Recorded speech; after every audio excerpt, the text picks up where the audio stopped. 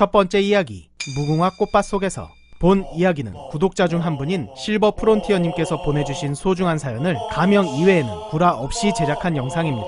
사연 보내주신 실버 프론티어님 진심으로 감사드립니다. 소중한 구독자분의 사연이니만큼 무례한 댓글은 지양해 주시길 부탁드립니다. 내 이름은 진영준. 2010년 초 군번으로 전라남도 상무대에서 취사병으로 복무했다. 집이 경기도라서 휴가 갈 때면 매번 KTX를 타고 용산역에 도착. 다시 전철로 환승해서 집에 가면 편도 4시간 정도 시간이 걸렸다. 그때만 해도 장성역 옆에는 TMO라고 군인들 KTX 표를 잡아주는 곳이 있었고 100일 휴가 때도 TMO를 이용하여 용산역까지 갔다. 취사병으로 복무하다 보면 3개월에 한 번씩 4박 5일의 위로 휴가를 보내주는데 하필이면 이 위로 휴가와 명절이 겹쳐버렸다. TMO에 가니 당연히 전석 모두 매진.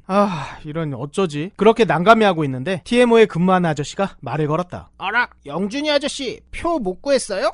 예. 미리미리 좀 구해놓을걸. TMO 아저씨와는 종종 담배 한 대씩 피웠기에 안면이 좀 있어서 어느 정도 친근한 사이였다. 마침 좋은 자리 딱 하나 남은 게 있거든요. 그 자리에 앉아서 가요. 정말이요?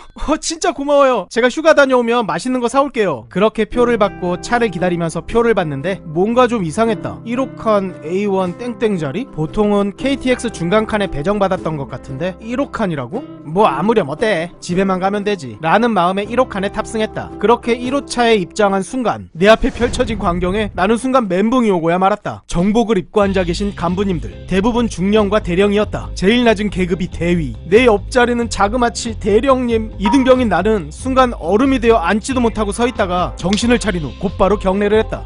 충성! 경례를 받으신 대령님께서는 온화한 미소를 보이시면서 앉아, 뭐해? 예, 알겠습니다.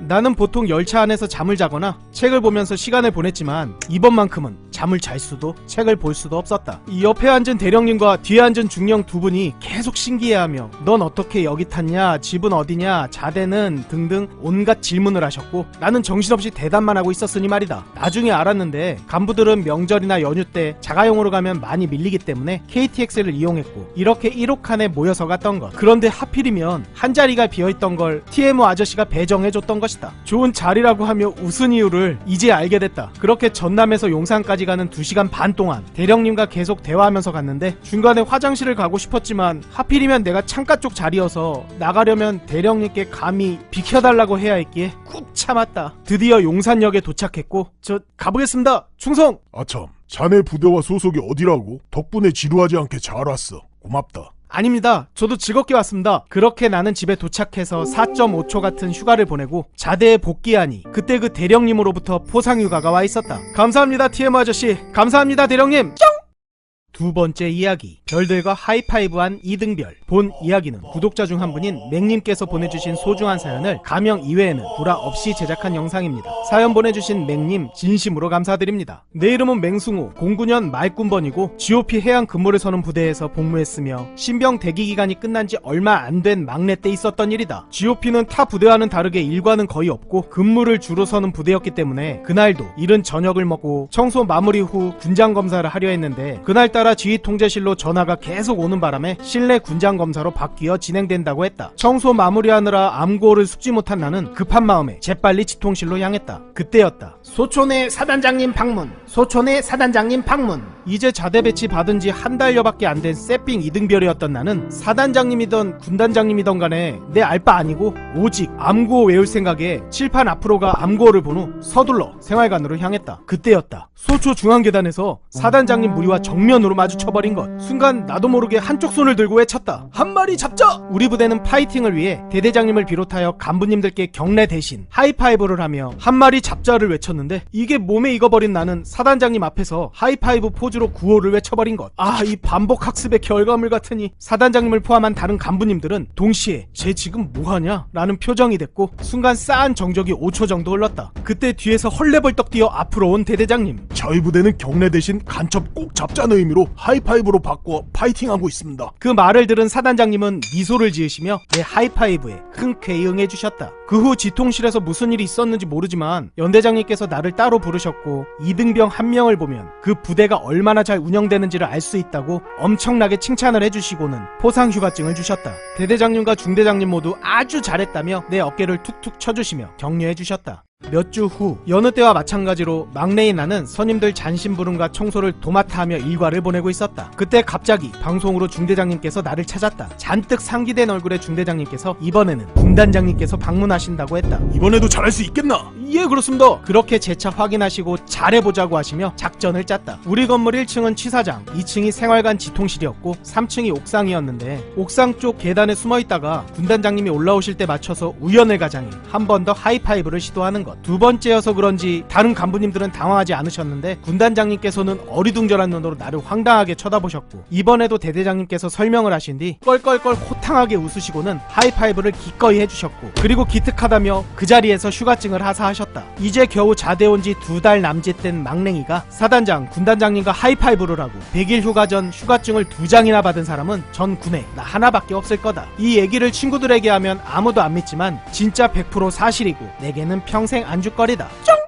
세 번째 이야기. 전화 한번 잘못했다가. 본 이야기는 구독자 중 한 분인 라이프스타일 TD님께서 보내주신 소중한 사연을 실화 95%, 구라 5%를 적절히 섞어 제작한 영상입니다. 사연 보내주신 라이프스타일 TD님 진심으로 감사드립니다. 내 이름은 이은호, 2010땡년 군번으로 강원도에서 운전병으로 복무했다. 2등병 때 파견 나간 대대에서 차량 아침 점호 중 그 사건은 벌어진다. 민수차 차량 타이어 마모가 심하여 분대장에게 보고, 분대장은 수송대 정비반장에게 보고하라고 했다. 정비반장님 사무실에 일반 전화기가 고장난 상태였기에 나는 인수인계 받은 수첩에서 정비반장님의 개인 연락처를 찾아 전화를 드렸다. 여보세요. 충성 수송대 이병 이은호입니다. 금일 차량 아침 점호 중 땡땡6 땡땡땡땡 차량의 타이어 마모가 심각하여 보고 전화드렸습니다. 그러자 정비반장님은 약 5초간 아무 말씀이 없으셨고 연대장이 수송대장에게 말해둘 테니 정비 꼭 받아라. 라는 소리가 들렸고 순간 나는 멍해져 있다가 예 알겠습니다 충성 이러고 말았다. 너무 쫄려서 인수인계 수첩을 다시 확인했는데 인수인계 수첩이 잘못됐던 것. 젠장. 나는 엿됐다 싶어서 연대장님께 다시 전화드리고 이 연락처가 잘못 기재되어 연대장님께 실수로 전화드렸습니다. 정말 죄송합니다. 제가 즉각 정비반장에게 보고하겠습니다. 알았다. 나는 이 사항을 분대장님께 보고했고 분대장님도 멍한 표정으로 나를 응시했는데 그 뒤로 엄청나게 털렸다. 그렇게 며칠 정도 자숙하며 지내던 중 갑자기 수송대로 전화가 왔다. 충성 수송대 이병 이은호입니다. 아, 네가 이은호 이병이구나. 나 연대 인사과장이다. 충성! 다른 게 아니라 연대장님께서 너 표창 챙겨주라고 하셔서 전화했어. 혹시 연대장님 따로 만난 적 있니? 순간 나는 진짜 머리가 하얘졌고 목소리도 떨려서 없습니다. 그래? 다음 달 국기 개항식 때 표창 수여할 테니까 꼭 참석해라. 예 알겠습니다. 당시 나의 보고책의 실수로 수송대는 뒤집어졌었고 연대장님께서는 그래도 이런 운전병이 있으니 수송부가 활발하게 잘 돌아가는 거라고 표창 주라고 하셨다고 했다. 그렇게 다음 달 나는 연대장님 표창을 받았고 연대장님께 전화 잘못 걸어서 휴가증 딴 2등병으로 수송대의 전설이 된다. 충성 하사 최송이 구독자 여러분께 드릴 말씀 있습니다. 여러분들의 소중한 군생활 이야기를 들려주십시오. 내가 겪은 재밌는, 무서운, 빵당한, 억울한, 역같은 또라이 병사 등등 어떤 이야기라도 대환영입니다. 그러면 구라 적당히 잘 버무려 각색해서 열심히 제작할 겁니다. 설명란과 댓글에 이메일 주소가 있사오니 용기 내어 편안하게 적어서 보내주세요. 구독자 여러분들의 소중한 사연을 기다리고 있겠습니다. 감사합니다. 충성! 드디어 18년 만에 신년지가 완결됐습니다. 정지혁 병장의 고등학교 시절 그리고 정지혁 이병은 과연 어떤 모습이었을지, 최원일과 정지혁은 왜 원수가 되었는지, 짱고는 왜 김창호를 좋아하게 됐는지, 왜 정지혁은 김창호를 그토록 갈구는지, 김창호는 어떤 고문간 짓을 했는지, 말년들은 과연 제대할 수 있을 것인지, 그리고 666 부대는 어떻게 탄생했는지 여러분들이 궁금해하셨던 모든 떡밥들을 풀었습니다. 카카오 페이지에서 5인용 또는 666을 검색하세요. 감사합니다.